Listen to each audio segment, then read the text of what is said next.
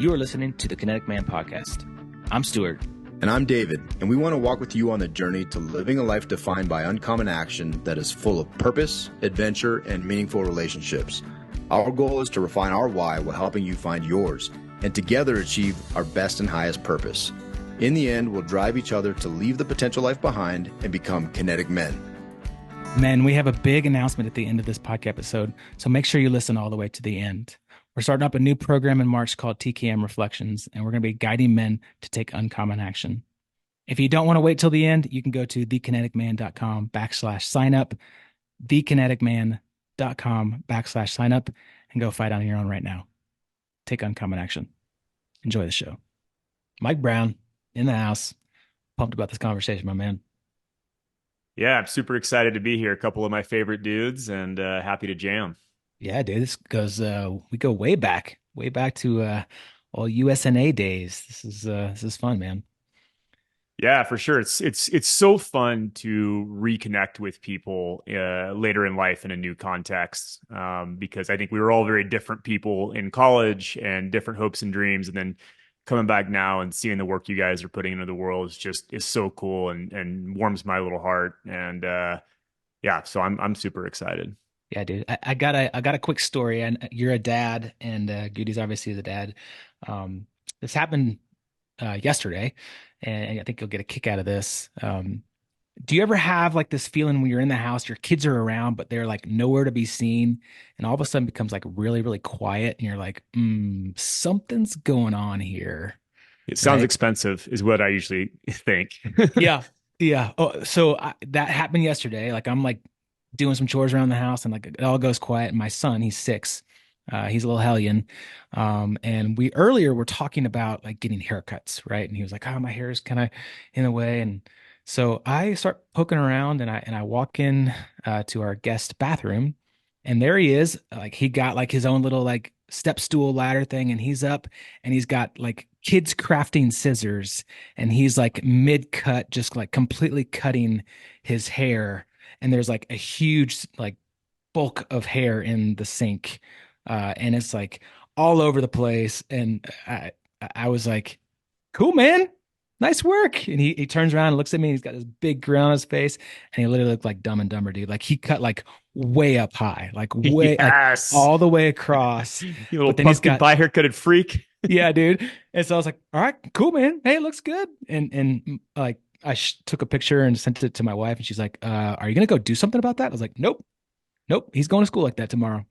So yeah, he went to school like that with the Dumb and Dumber haircut. It was awesome. Sometimes you got to learn the hard way, and who's to say that's wrong? Maybe that'll be the new rage, as the short bang haircut. I just want to warn all our kid listeners out there: if you cut your hair too much, you'll end up like this, which is not bad. I think bald is beautiful, but I'm just a heads up. Just a heads up. Yeah, that is an opinion. We've all got them. We've all got them. Hey, man. Dude, I love it. I found out this morning, Mike, my daughter's my most, I think you've met her maybe at some of the games, and she's my most responsible. My wife, before I came up from a workout, and my wife's like, Maya, make better decisions. And she found candy, like there's candy stash. Like I was actually kind of shocked. Like there's candy stashes around her room, and Erica found wrappers in her bed. And I'm like, Erica, this is like, our kid's like she's like hiding drugs from us, but it's sugar. She's like having these little binges. And I'm just like, man, parenting is fun, dude. It's fun. And parenting is actually what brought us, Mike, together.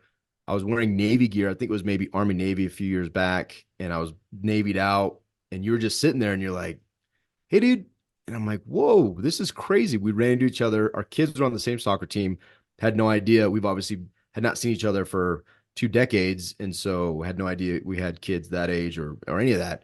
And I'll tell you, life is awesome, because if it wasn't for that Navy gear, we might not have connected right then. I wouldn't have gotten to know your son. Your son now goes to the same elementary school as my boys. And so like I have lunch with your kid, because I try to have lunch, a couple times a month at the school. And so when I see, it's just a special thing, right? It's just cool to see how all that stuff interacts. And so I'm super excited about this conversation, because there's there's so much we can also learn that, that journey, that time gap, you've done a lot. There's a lot that has gone on in our lives, and it's just a beautiful mesh to not only to rekindle that, but also there's a ton you can learn from folks, right? And it's a beautiful journey. So excited. Yeah, definitely. And it is so cool. I think there's no greater joy than uh parenting and seeing like your friends and kind of having what me and a couple of my guys call tribal fatherhood, which is, hey, not only am I raising my kid, but I'm also partially responsible for raising my friends' kids and like being a positive influence in their life. So, I just want to call out and recognize the fact that I really appreciate you. And Lars always tells me the funny stories from lunch, and it's just been really cool. Yeah, dude. Well, let's get into it, man. So we went to the Naval Academy together, and let's go back a little bit and just tell our audience your story. Who is Mike Brown? What did you do in the past, and now what are you doing now? Yeah, definitely. So we met in 22nd Company, I think, in somewhere around 2001, and I was not the best midshipman. I had a problem with authority, which turns out, if that's your thing, the Naval Academy may not be the best home for you. And I raged against the machine and believe rules were made to be broken. So I systematically broke every one that I could during the Naval Academy. And that resulted in a less than stellar class rank. I was in the top 95% of the class and went to Pensacola for flight training and decided like I'm never going to let the Navy choose my destiny. Like in the Navy, your class rank is everything. That's how you get selected into what you're doing. So I said, okay, I graduated at the bottom of the class from the Naval Academy. I'm gonna buckle down. I'm gonna be number one in my class in flight school, so I can pick what I want to do. I want to choose my own destiny. So I worked my ass off and did really well in flight school. Got number one in my class and went into selection. And at the time, I wanted to fly P3s. Land based. Never wanted to be near a ship. Like I had the whole track lined out. And I told him my selection. He said, "Nope, you're going jets." And I said, "Oh, no, sir, but the number one guys get to pick where they want to go." And he said, "That's right." And the number one guy picks jets. So, So you're determined not to let the Navy, tell you what your future was, but alas.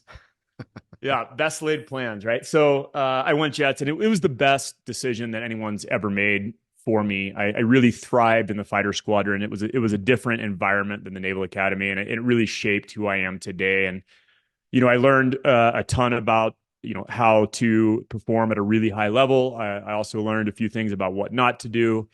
And I always knew two things. I knew I wanted to be in the Navy, and I knew I wanted to be an entrepreneur. So I got out of the Navy after flying jets for a little less than a decade in 2011, and I went to work for a mentor in the oil and gas industry in my hometown. And my family was not particularly well off. We were squarely middle class, but we had a lot of wealthy friends, and this was one of them. And he offered me a job, and he was not a billionaire at the time, but he was making a good run at it. And he was business partners with my uncle, and offered me a job. So I went back to my hometown, which was never anywhere I wanted to be, and learned from them for a couple of years, and then started my own firm in 2013.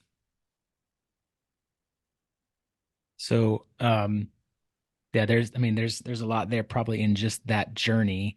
Um, Extend that just a little bit to where like you got into oil and gas company and you had a partner, right? Also a Yeah. Naval Academy grad, also an F-18 pilot.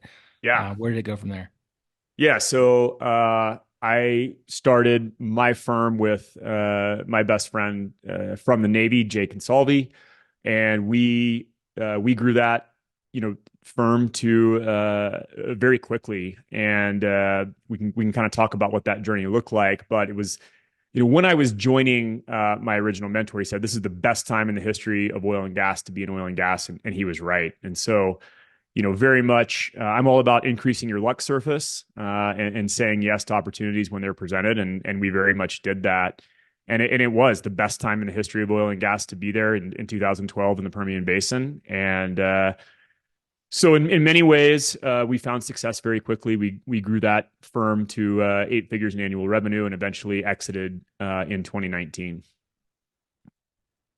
Yeah, and one thing before we move forward to, fast forward to what you're doing now and just how you're impacting folks now, I'm curious, what advice can you give to really anybody in transition, but military folks in general? I think a lot of people look at Mike Brown and they don't think that they could necessarily do it, right? Like they think that the wall's too high, the bar's too set too high. Whatever the excuses that we give ourselves and the mindset. What was it that really helped you get to that next level? That helped you not only transition, all the things that go with that new identity. I mean, fighter pilot, that's a pretty strong identity, right? Like all naval aviators in and of themselves, like that is a huge thing. But then you take the subset of like fighter pilot, and that's just a whole different thing. It's just a lot deeper. It's a lot more. I imagine that the struggle for identity is significant. And so I was just curious, what was like some of the biggest things that helped you transition from that life into the entrepreneurial life? Yeah, number one is I loved my time in the Navy. I've said often that, I wouldn't trade that time of my life for any amount of money, and you couldn't give me any amount of money to still be doing it. Uh, you know, I think flying jets as a 20 something is probably the coolest job imaginable. But there was things that I really didn't like. And one of those things was, you know, within the squadron, if you're really good at your job, you just get more work. And if a guy's not good at his job and they check Facebook all day, they're going to take his work and give it to you. And all you get as a reward for that is just like a thumbs up and maybe a medal at the end of your tour and a good recommendation, to go do the same thing at the next place. And I just found that insanely frustrating. Basically high performance is rewarded by more work, and that's it. You know, what attracted me to entrepreneurship is the fact that high performance is rewarded with money, which is a way better reward than a thumbs up. And so, I always had this idea that like I wanted to start a company and really, you know, kind of in some ways like see what I was made of and see if I really had what it took to be successful. And I wanted the responsibility of looking in the mirror every day and going, whatever happens today, that's on me. If I make money today, that's on me. If I don't make money today, that's on me. Like I really love that challenge. And I think what makes it difficult for military guys and gals to take that leap is it can like comfort can be addicting, and getting a paycheck every 2 weeks, no matter what happens, even if you have to work hard and you just get that thumbs up, like that paycheck really becomes addicting. And so when it's time to transition, a lot of folks look at that and they go, hey, especially if they're kind of at that retirement place, like, hey, I can just get my retirement forever. I can go get another job and stack on that. And I can stick to what I know because I've done this for 20 years. And it really ends up being easy to just transition into that comfort. And I think that's fine for a lot of folks, right? Like if that's what you want, if you're optimizing for something like comfort, you want to spend time with your family and you want to, do something that like that's perfectly reasonable. But I would say if you have that urge or itch to like, choose a different path, go all in and be responsible for your own destiny, there's no greater path to go down. And really, like if you want to push yourself and become the best version of yourself, like entrepreneurship is the greatest personal development school that I've ever found. And so, you know, like I said, not for everybody, certainly, but I would just say the question to ask yourself is, am I addicted to comfort, or is there an opportunity here for me to really go for it? So you grew up kind of middle of the road, not wealthy living, uh, you know, probably had some type of money mindset, right? Come to the Naval Academy, get a free education, 10 years in the Navy, you get out and you become, you know, quote unquote successful in the money world very quickly. Yeah. And you exit an 8-figure business. Um, I'm just, I know your story, so let's go there. Um, I'm curious, like about the money mindset and how it can either help you or impact you in different ways. And on your website, you help entrepreneurs through pitfalls that often accompany success, right? What are some of these pitfalls that accompany success?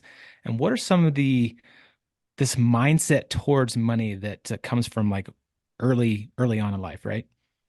Yeah, great question. Tons to unpack there, but it really does start with my own journey. So once I sold in 2019, I thought I would never be unhappy again. Like I had done all the things I was supposed to do in life. I'd gone to the Naval Academy, tested myself in combat, founded a company, successfully exited that company. Like I had checked all the boxes that society lays out for us that tells us that's how you achieve happiness. Like I did it. I beat the video game. And 2 years later, I was so stressed out and overwhelmed. There was days I didn't even want to get out of bed in the morning. And so like a good fighter pilot, I'm going, okay, how did I get here? How did I go from, you know, selling my company for millions of dollars to more stressed out than I've ever been? Like something is broken. And what is that thing? And so I went on a deep dive, coaching, therapy, like various modalities to figure out like how did I end up here? And I found out that you know there is a lot of good advice in this world about money. And there's a reason that we don't take it. And that is centered around our stories around money and the patterns that we grew up with and replaying those show up in our adult life. And so I found a couple of deep patterns. Number one is that I was addicted to risk. And the reason I was addicted to risk is we kind of look at some neuroscience here. If you have a driven personality type, which the three of us do, and I imagine many people listening do, you have a couple of things, either the D2 or D4 gene and high levels of neuropeptide Y. And what that means in layman's terms is that when we're faced with a chaotic situation, rather than go into fight, flight, or freeze, which is what normal people would engage in, we actually find calm in the chaos and we go into hyper focus mode. And this is where our highest performance comes out. And this is a really useful evolutionary adaptation, right? Especially going in the military or going into entrepreneurship, like finding calm in the chaos is what allows us to succeed, except for when we're safe. And what happens is when we're safe, we actually will manufacture chaos. We will throw a wrench into the mechanism and self-sabotage and create chaos so we can find that level of high performance. And that's exactly what I was doing. So anytime my bank account would start to fill up, I would go invest in new deals, risk it all, and drain my bank account as soon as I possibly could in order to go put my back against the wall and elicit that high performance. Because if my bank account was full, like I wasn't going to work very hard and I knew it. So subconsciously, I'm deploying all my capital as fast as I can to get back to that feeling of pressure in order to perform. So that was the first story that I needed to unwind.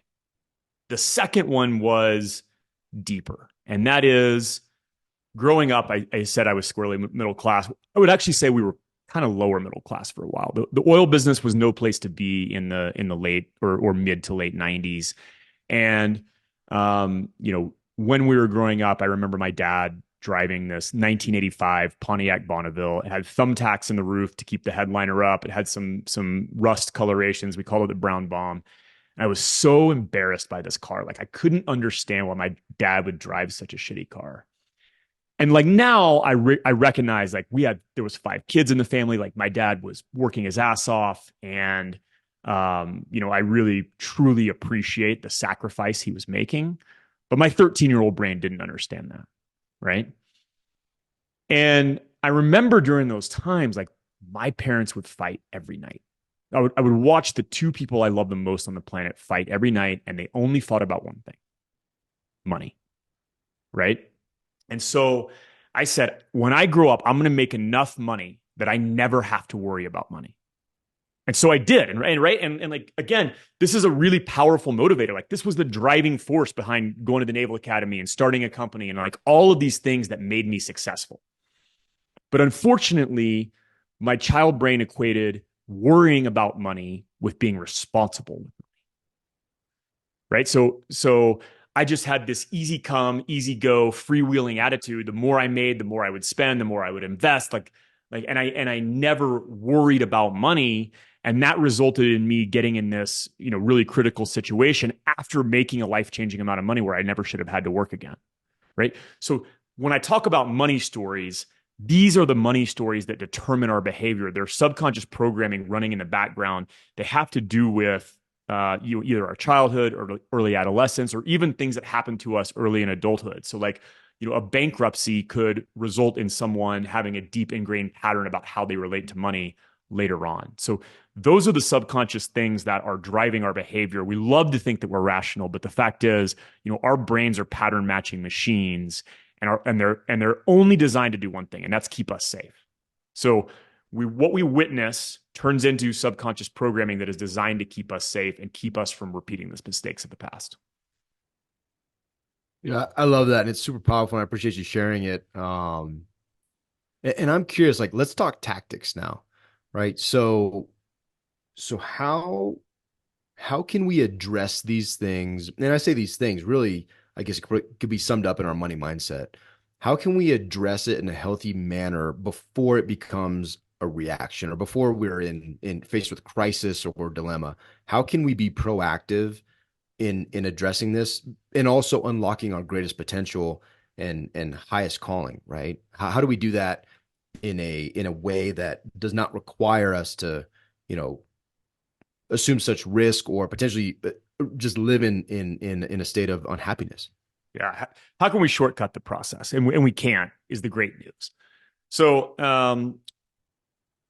basically the key is personal development and introspection. And if I had to say like the one thing that really changed my life more than anything else, post military, was finding the world of personal development and coaching and therapy and like diving deep to understand ourselves.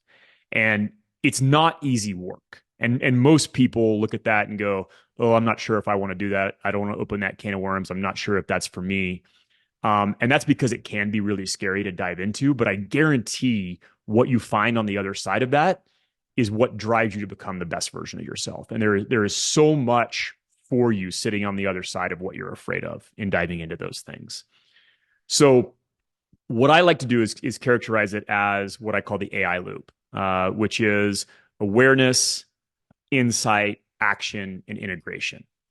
And awareness means, okay, I'm aware of this pattern that's coming up. So I'm aware that I have this freewheeling attitude with money, this easy come, easy go mindset.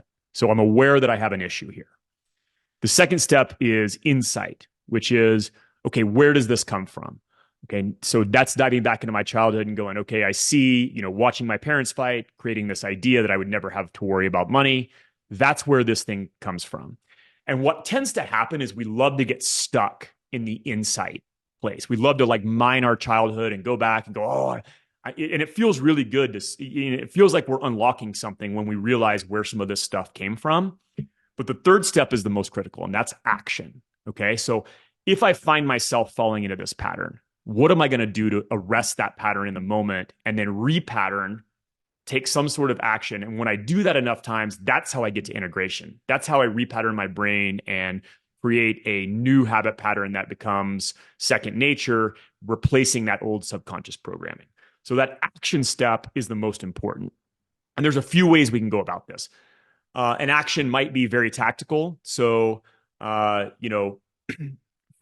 this case, if we're talking about my high risk, high reward mindset, an action might be when I'm about to make an investment, go, hey, let me look at an overall picture of my finances and let me take a step back for a minute and go, is this really serving me? What's my goal here? And does this fit overall in the picture? So giving myself some frameworks and systems within which to operate. So that's one way. Or it could be more introspective, going, okay, how old is this? What am I really trying to do here? And what is driving this behavior at a core level? So you can kind of go from a systems standpoint or an emotional standpoint, and either one of those, and maybe you're doing both, to create action steps to snap out of that pattern and repattern and integrate a new behavior into your life. So how does this intertwine with family life? Like how does this failure or success impact this idea of a balanced life? You had a wife and kids, and a lot of the entrepreneurs are in the hustle, the grind, burn candle lights at both ends. Like, how does that impact family? Yeah. Well, I love this question, and this is really near and dear to my heart because I believe that hard work is the greatest lie ever told. So our whole lives, we hear from well-meaning parents, teachers, and coaches like work hard and you'll be successful.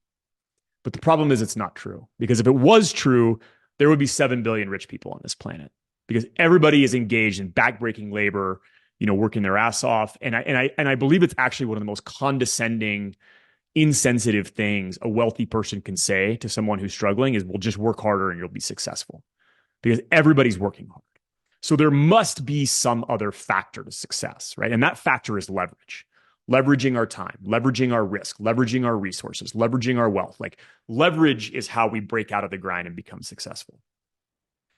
And then number two is defining what success really is and what it means. So, when I work with folks or work with entrepreneurs in this new phase, the first thing we want to do is define what it is we actually value. And so when we're talking about wealth, my definition of wealth is freedom. Okay. And most people start with some kind of definition around money. But as we dive a level deeper, what wealth really means to most folks is freedom. So for me, it's freedom of time, freedom of relationships, freedom of health, and freedom of mind. Those four things are what comprise wealth for me. And so money at that point just becomes a tool in order to achieve freedom. So money for me gives me a tool to leverage to buy back my time and invest with my family. Right? So for me, the only reason to grow a business and be successful is to disengage from having to grind for money. And now I get to invest in experiences with my family, right? I get to spend time with my kids in the way I want to. I get to leverage that success in order to live that ideal calendar or the way that I want to live and serve my values.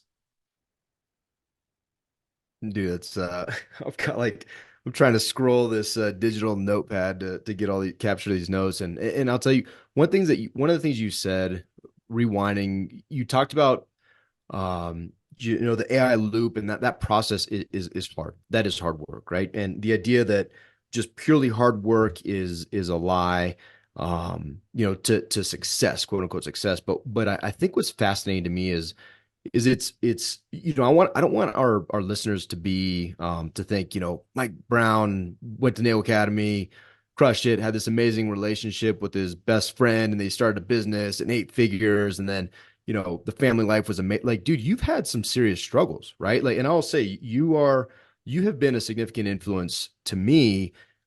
Namely, one of the things that we took action on, that a conversation that may have been meaningful to you or not, was the journey that you went through with your business partner, that effectively drove us to bring somebody in and analyze and have us, like, no kidding, sit down and have hard conversations before it ever got to a place that it's truly hard.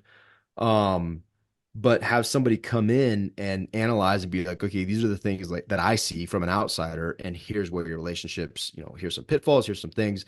And so I want to make sure like our listeners aren't lulled into this idea that this has been easy for you, or that there has been that there has been just everything's been handed to you, right? Like, this is not the case. And if you don't mind, just a little bit of vulnerability, talking through some of those challenges and how you came out of them. Because it just like defining success, I think defining hard work is also, I think a lot of us are like, I'm willing to, I will grind. I will grind if that means I'll make money. But then it's like, hey, dude, have you asked yourself like what you're really grinding for? Like, that in and of itself is hard work, right? Ask yourself hard questions to dig into redefining success. Like, all those things, self-awareness, acknowledging, the AI loop, awareness, insight, action, integration, that is hard work, but it just is a different type, and it has huge ramifications. So all that being said, if you don't mind, relieving us of the burden of thinking that Mike's just, you're just touched and special, and there's no challenge in that. Yeah, just Midas touch the whole way, right? No, I appreciate that, and I think that it can be easy to skip over some of the hard things, because we all love a good hero's journey, right? We all love a success story. And I talk often about survivorship bias. Like when we see people that have knocked it out of the park, we forget about the distribution of outcomes and the fact that for every one of those guys who's being interviewed on a podcast, like there's 1,000 other guys doing the right things behind the scenes that never made it to that level, right? And so, number one, a lot of what happens, there's a luck factor involved, and the other piece is that um, entrepreneurship is really, really hard. And the only way to succeed is to just never get knocked out of the game, right? So you can take setbacks, but you got to make sure that those setbacks don't wash you out completely. Right. And so a lot of it comes down to hedging risk and making sure when I'm swinging for the fences or when I'm taking these big bets that I have some sort of safety net or making sure that this isn't going to end me financially or in a relationship or otherwise. Right. And so one of the biggest mistakes I see people making is that sacrifice, that the believing that hard work is the only way to be successful. And they sacrifice their relationships with their family or with their kids or their spouse or whatever, in name of some imaginary destination. And, that is a huge trap. And, the fact is, like, I exited my company. I also exited a marriage at that time. I got married when I was young and didn't have the tools that I have now to build a successful relationship, right? And over time, that resulted in that first marriage failing. That was an incredibly difficult period of my life, and contributed to a lot of that stress. And we can talk about co-parenting and some of the harder things about divorce. But that was super difficult. And then, I had the privilege of starting my company with my best friend, and we had an amazing relationship and would talk about hard things. And even despite all of that, like being a 50-50 partner is hard. And if you're not tending to the work on the relationship, resentments can start to build. And even things that you didn't know you had, like residing in that subconscious. And so as we kind of got to the end of our company, we actually ended up sitting with Esther Perel, who is probably one of the best therapists on the planet, and unwinding some of the things that had been challenging in our relationship. And it was wild. Like, and again, that stuff isn't easy to go through. But we had a period where we weren't getting along very well, and like, I think this is a natural evolution when, maybe you've been on the same page for 7, 8, 10 years, and all of a sudden, as we both grow and evolve, like we start to want different things, and there's no right or wrong here. It just is like, hey, difference of direction, right? And this can happen in marriages, this could happen in business partnerships, and I think it's easy to just go, oh yeah, cool. Well, let's just go our separate ways. The hard work is, okay, let's find a way to compromise on what it is we do want. Let's talk about what's important to us and why, and really go that level deeper of like, how do I truly understand the other person's point of view here? And again, that means you have to answer hard questions about yourself. Like, how am I showing up to this relationship? So that's David and I. So we are 50-50 partners on everything, pretty much. We were college roommates for 4 years, best friends, best men in each other's weddings. And there are days when we don't like each other very much. Like there are days when we are frustrated with each other. There are days when I honestly just want to shut down and not talk to him, right? Totally. So, mentors here a little bit, like, and for anyone else listening in a similar situation, like what are the action steps? What do we do to ensure that our relationship stays strong? And maybe that could be in marriage too, right? And we're in financial marriage, we're in business marriage. Yeah. Like there is a lot that we share in common. But that could also be in, husband and wife situation. Like what does someone do to ensure that they don't part ways, right? And keep the relationship the most important thing in their life. Yeah. Number one, I would say that just even understanding that there is work to be done, right? Like we are not taught how to cultivate long-term relationships. Because the fact is, like, love isn't enough, and like partnership isn't enough. And I don't mean that in a negative way. It's just like, we're kind of pitched this fairy tale view of marriage or partnership or whatever it may be, and like that's just simply not the case. And so we have to look at, the two people as individuals, like, and then the two people as a union, and that relationship also needs tending. And I don't like work. I like to think of it as gardening. Like, people who have gardens are obsessed with their gardens, and they love going out to weed their gardens, and like it's kind of a passion project for them. That's how I like to think of relationships. When people say relationships are hard work, I like to go, yeah, maybe, but hard work with joy. Like, this is something I want to tend to, and make sure that it's growing and cultivating. So you have to work on the relationship as the two of you in union, but you also have to work on yourselves as individuals, right? And how am I showing up to the relationship? So the first thing that the first really hard question is, what am I bringing to this relationship? What am I bringing to this interaction? How could I be showing up better? Am I showing up with understanding and compassion and a clear vision of what I'm contributing to my piece? So what's my piece in all of this, right? So anytime there's a conflict, the best place to look first is inward and go, hey, am I showing up with a victim mentality here? Am I making up a story? I love the 4 agreements. It's on one of my recommended reading lists. And I think the second agreement is don't take it personally, right? So I've got a great little anecdote about this. I posted something like right when I was starting to build my personal brand and posting online. I posted this kind of vulnerable share about kind of the wild ride I'd had, and like a couple hours or a day later, one of my friends posts this thing. It's like, oh, I don't understand all these people that are posting online about losing money. Like, I've never lost any money. What's wrong with them? And I was like, damn, like that hurt. Like, it was like a dagger right to the heart. Like clearly this dude took what I wrote and kind of clowned me a little bit. And like building a personal brand is terrifying in the first place. And then you get like hate from someone that you kind of respect, and you're like, oh. And it didn't bother me for a while. I mean, months, like maybe over a year. And then I posted something else way later, and this same person was like, "Oh my God, I love Mike's takes on stuff. Mike's great. You guys should all go follow him." And this is amazing. And I realized, like, oh man, that post probably had nothing to do with me. Like, who knows if this guy even read the original thing? And I made up this whole story that he was shitting on me online, and that and I carried all this shame, and it turns out like this guy's actually a friend and a fan, and it was all in my head from the get-go, right?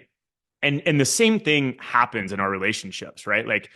Whether it's husband and wife or work partners, we call it the dirty fridge. So you think about like all the things you don't want to do in your company, right? Whether it's admin work or organizational work, or like the stuff that nobody likes to do.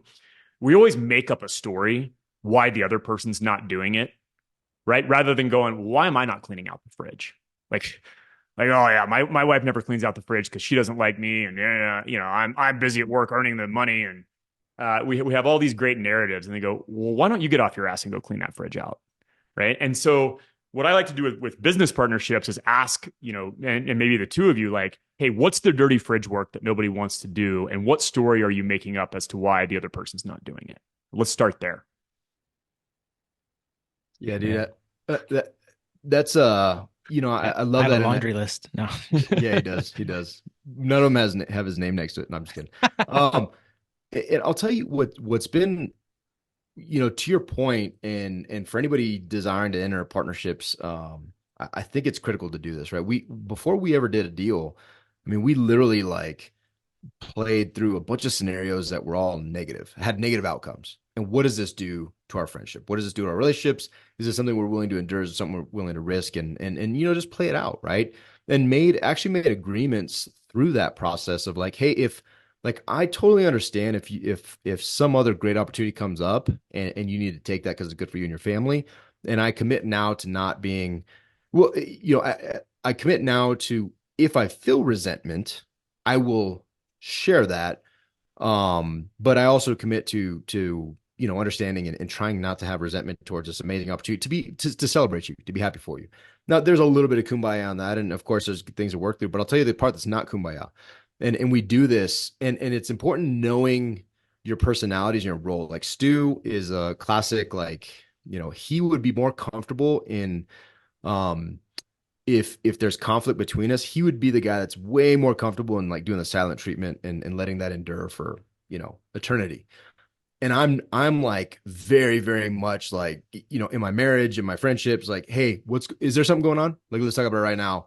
But and the downside of that, right, is that once we have that conversation, like my wife informed me the other day, she was upset with me for a number of days about this thing that I said, but to me it was said, it was resolved and moved on. I didn't even think about it again. So I guess my point is important. I see my role also as I start to sense like, okay, like I did it the other day when this dude's office, I'm like, hey, I sense that there's some resentments, there's some things going on. Like, I think we should, is this me or are there things we need to talk about? And I don't remember the result.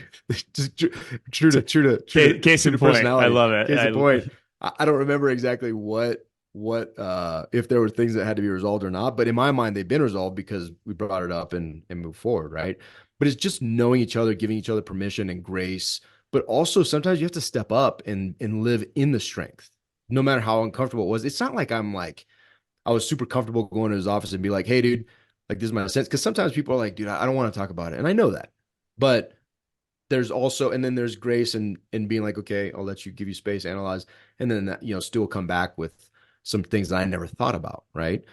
Or chose to just move on from. And so there's strengths in both of them, but it's, I love the idea of no kidding. Again, it goes back to your willingness. How badly do you want to grow the relationship, the business, the thing, to put in the work to not to make money, but to avoid like a catastrophic breakup of our marriage or whatever that looks like. And I think it's critical before you go into partnerships to really do that. But there's also a huge blessing in partnerships. They're more, to me, I have zero desire to be a solopreneur.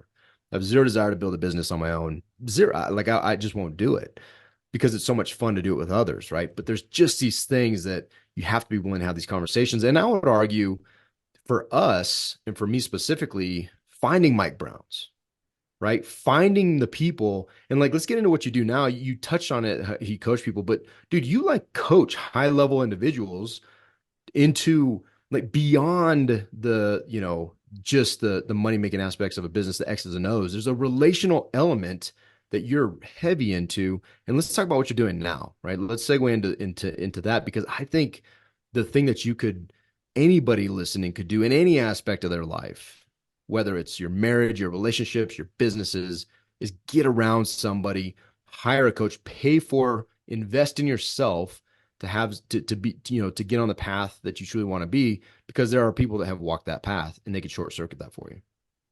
That's beautifully said, my friend. Yeah, I mean, one of the best investments I've ever made is in coaching for myself, and ultimately going down that rabbit hole led me to become a coach myself. I started coaching entrepreneurs in 2018 after doing a lot of angel investing and mentoring founders. I found that I really enjoyed that work, and started kind of as a general business coach.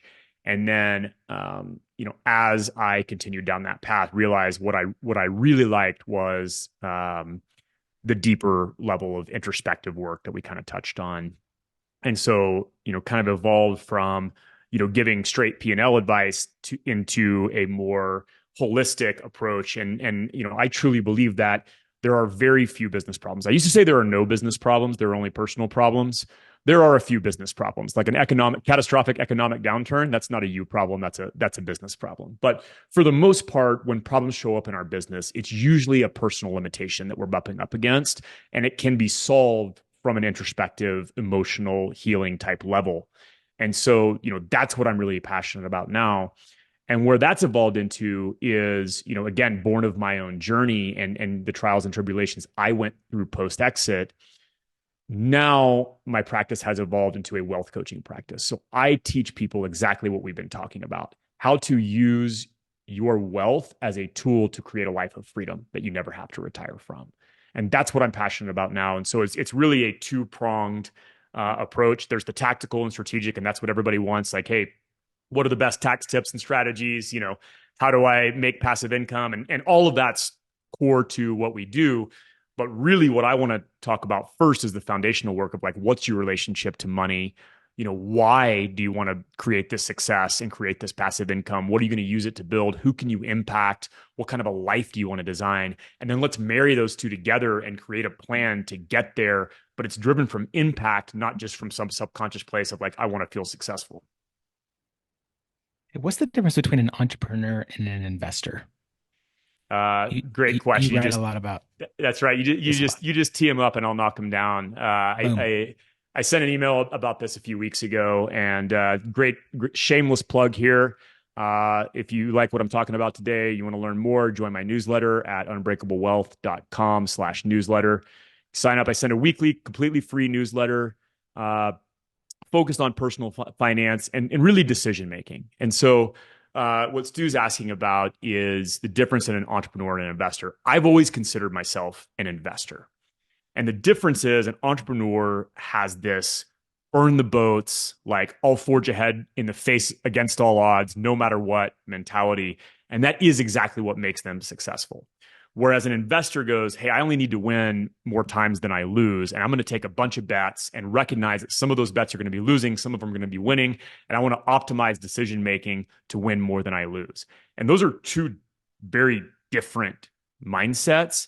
But the fact is, we can all exist somewhere along that spectrum. And so what I try to help entrepreneurs do is go, hey, yes, you need that determination, burn the boats, internal fortitude, like move forward at all costs. But let's temper that with some investor mindset and go, hey, am I allocating my resources in the right place? Like, am I going all in on the right things, or could I reallocate and shift and make better decisions, kind of leaning on that investor framework? And so kind of bringing one to the other, I think is a really important skill. Dude, I love that, man. I just looked at the time and I'm like, oh man, I could go for hours with you. And I'll tell you, I just want our audience to know, I have invested time, and I'm so grateful for Mike because he's invested back in us. When we met for lunch, it's never a lunch, right? I think our lunches or our coffee. I think you and I recently had a coffee date that lasted 2.5 to 3 hours. But it's fascinating to me and I love it. And I just want to absolutely highlight, and they'll be in our show notes, links to your coaching program, to your newsletter, all the things you do. But what I will say is that, dude, you're such a generous person with your knowledge, with your skills, and your love to help others is so obvious, so apparent. And I just want to express gratitude to you, man, that you probably don't realize the level of influence you have. When we sit down, whether I'm taking, copious actual notes or taking mental notes and things that we need to do in our conversations, but Stu and I always leave those conversations like, okay, these are the action items we need to take advantage of, these are the things we need to do. Mike said that we should explore this thing, so we need to take action on that, right? And I would just say, take this opportunity to thank you, because it's really cool to see when it's obvious too, when dudes are all about giving back and when they're about helping others to lift them up, right? And I would even say, like, some of the things we do are by the world standards would potentially be, in competition, these masterminds and growing folks, but it's never thought of that way. It's just a purely abundant mindset. And dude, I've learned a ton from you, man. It's awesome to have seen your journey. It's awesome to now, play football and hang out and have lunch with your kids, or with your kid, with your son, Lars. But just, I would encourage folks not only to look at your stuff, to get that free newsletter. It's a free newsletter with a ton of value, but also find your Mike Browns, right? Find the people to surround yourself with that will help you project you and really pour rocket fuel on the efforts you're making to get to where you want to be. And it's way more about money. It's about success, true success, doing that hard work, defining it, and actually pursuing the life that, the person that you want to become. So, dude, you're amazing. I absolutely freaking love the fact that we connected again, that it was a purely by the grace of God on the side of a soccer field in Rooney Ranch, or whatever that field is called, Rooney soccer fields. And for me, it was complete destiny. It was awesome, man. So thank you. Well, I feel that. Thank you. And I appreciate the kind words, because for me, it really is all about how do I take this hard-earned wisdom, and it was hard-earned, right? Like you guys touched on it. Like I went through some painful things to get to where I am, and it isn't all sunshine and rainbows. And I do think we have this tendency in our society to gloss over the hard parts of what it takes to become successful. And so if I can share that with people, right? If I can help them shortcut some of the pain or at least become aware of some of these problems in a faster manner than I did without having to go through all of that, like that's the conversation I want to have. Like that's what I'm here to do. And my friend Dan, who's also one of my mentors, loves to say, what we're put on this planet to do is become the best version of ourselves and then share that with others. And so that mission really resonates with me. Is like, hey, I'm going to do all of this hard work. I'm never going to ask a client or a friend to do the work I'm not willing to do myself, right? But as I step into that, we can all help each other level up and hold each other accountable and shine a light on the areas that we maybe don't want to look at. And like, to me, that's what's so valuable about relationships like this. So I really appreciate the way you guys show up. I love what you're bringing to the world. And I'm just so honored to call the two of you friends. Yeah, right back at you, buddy. I appreciate you, man. I will make a second plug for Mike Brown's newsletter. I read it every single Friday. I get tips and tricks on the best hoodie to wear, the best book to read, the best shoes, and then also some pretty powerful mindset stuff. So, Mike, tell people where else we can find you besides your newsletter. Yeah, I've invested a lot into Instagram over the last year. It's my favorite platform. So at mbrown.co, follow me on Instagram. And then if you want to check out my coaching programs, it's at unbreakablewealth.com. I offer one-on-one coaching, as well as I have a really awesome group program for people looking to bridge that gap between wealth and freedom, like we talked about. Some really high-level folks in there. And just have really built an incredible community that I'm super proud to be a part of. Much less kind of be the lighthouse there. So love to connect with anybody. Hit me up on Instagram and over to my website and newsletter. Awesome, man. Well, we'll put all that in the show notes. Guys and gals, reach out to Mike. He's a pretty cool dude. Mike, thanks, man. Guys and gals, go take uncommon action. Appreciate it, fellas. Thanks, brother. Hey, would you be interested if I told you that I have a 4-step framework to become super successful and incredibly good looking? If so, grab a pen and take some notes, because here we go. Step 1, define what success looks like to you in your life, and the most important aspects that you say are a priority. Not someone else's definition, but your own definition. From that, create a vision that breaks it down into daily action steps. Step 2, take action. Turn those steps into habits. Track them and know that there'll be challenges along your journey. Step 3, surround yourself with like-minded people that will hold you accountable to what you said you wanted to do, and know that they'll also be there to lift you up when it gets hard. Step 4, live in those newly created habits to form you into the type of person that you want to become through calendar level type change. We call it getting real at TKM. We reflect, we execute, we account, and we live.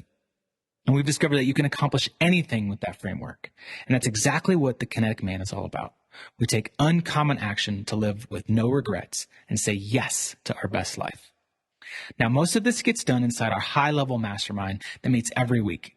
But we've had great feedback, and we decided to start a new program called TKM Reflections, guiding men to take uncommon action.